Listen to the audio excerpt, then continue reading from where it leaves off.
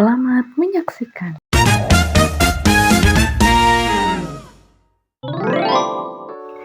Bismillahirrahmanirrahim. Assalamualaikum warahmatullahi wabarakatuh. Perkenalkan, saya Dea Asri Fadriati, mahasiswi STIN Muda Subang, Prodi Pendidikan Agama Islam semester 7, akan menjelaskan tentang kisah orang-orang berhasil. Langsung saja ke materi. Yang pertama, Susi Pujiastuti.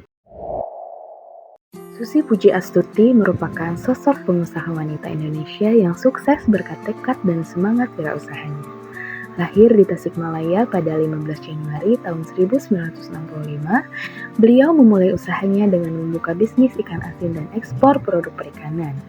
Dalam perjalanannya, beliau juga mendirikan Susi Air, yaitu sebuah maskapai penerbangan yang kini terkenal di Indonesia. Keberhasilannya dalam mengelola bisnis perikanan dan penerbangan tidak terlepas dari keberaniannya menghadapi tantangan dan komitmennya terhadap kualitas. Sebagai Menteri Kelautan dan Perikanan Indonesia periode 2014-2019, Susi Pujiastuti memperkenalkan berbagai kebijakan yang berfokus pada keberlanjutan sumber daya laut, penanggulangan illegal fishing, dan peningkatan kesejahteraan nelayan.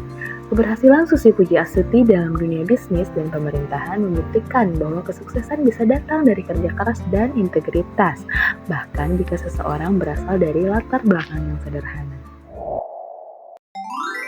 Yang kedua, Nadiem Makarim.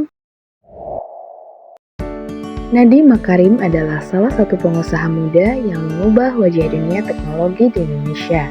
Lahir di Jakarta pada 4 Juli tahun 1984. Nadiem memulai karirnya dengan merintis Gojek, yaitu sebuah perusahaan berbasis aplikasi yang awalnya hanya menyediakan layanan ojek online. Gojek lahir dari pemikiran sederhana, yaitu bagaimana mempermudah mobilitas masyarakat dan meningkatkan kesejahteraan pengemudi ojek. Dengan inovasi tersebut, Gojek berkembang pesat menjadi super aplikasi yang menyediakan berbagai layanan, mulai dari transportasi, pengantaran makanan, hingga pembayaran digital.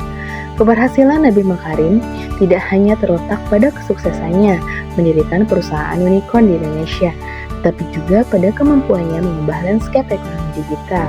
Gojek kini menjadi salah satu startup terbesar di Asia Tenggara dan memberi dampak besar dalam menciptakan lapangan kerja serta membantu UMKM mengakses pasar yang lebih luas. Pada 2019, Nadiem Makarim melangkah lebih jauh dengan menjabat sebagai Menteri Pendidikan dan Kebudayaan Indonesia yang membawa semangat digitalisasi dalam dunia pendidikan. Yang ketiga, Iwan Fals. Iwan Fals merupakan salah satu musisi legendaris Indonesia yang memiliki kontribusi besar dalam dunia musik dan budaya. Lahir pada 3 September tahun 1962, Iwan Fals dikenal dengan lagu-lagunya yang penuh makna dan kritik sosial. Lagu-lagu seperti Bento, Bukan Pilihan, dan Buka Mata Buka Telinga telah menjadi simbol perjuangan dan kritik terhadap ketidakadilan sosial di Indonesia.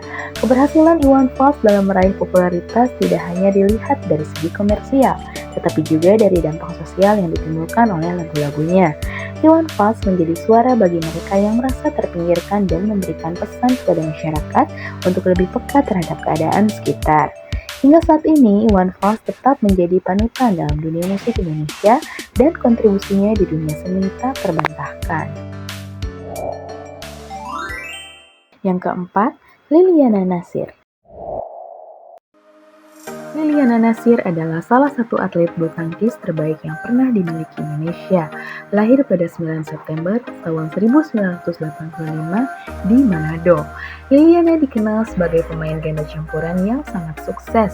Bersama pasangannya Tontowi Ahmad, ia meraih berbagai prestasi internasional, termasuk medali emas di Olimpiade Rio tahun 2016. Prestasi ini menjadi salah satu pencapaian terbesar dalam karirnya dan menambah daftar panjang gelar yang dimilikinya. Liliana Natsir juga berhasil memenangkan banyak gelar bergengsi lainnya, termasuk kejuaraan dunia bulu tangkis dan berbagai turnamen Super Series. Ia menjadi bagian penting dari tim Indonesia yang sering menjuarai turnamen bulu tangkis bergengsi seperti Thomas Cup dan Uber Cup. Keberhasilannya di Olimpiade Rio tahun 2016 menegaskan posisinya sebagai salah satu pemain ganda campuran terbaik dunia yang tidak hanya terkenal karena keterampilannya, tapi juga ketenangannya dalam menghadapi tekanan.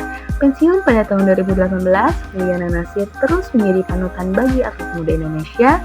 Dia telah menginspirasi banyak generasi muda untuk mengejar mimpi mereka dalam dunia olahraga, khususnya bulu tangkis yang merupakan olahraga yang sangat populer di Indonesia. Baik, sekian pemaparan dari saya.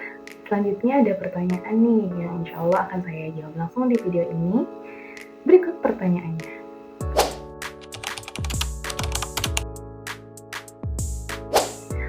Tentunya kerja keras, memiliki tekad, semangat, serta keberanian menghadapi resiko dan mampu menghadapi tantangan.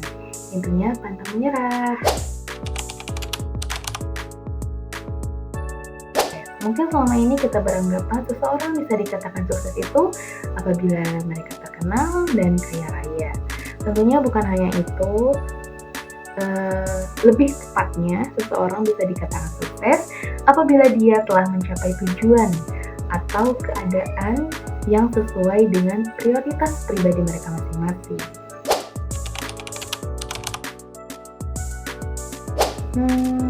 Sebenarnya pendidikan tidak dapat menjamin kesuksesan, tetapi terdapat faktor lain dari pendidikan seperti meningkatkan pengetahuan, meningkatkan keterampilan yang ada dalam diri kita, dan itu semua tentunya dapat mempermudah jalan kita mencapai tujuan. Seperti itu.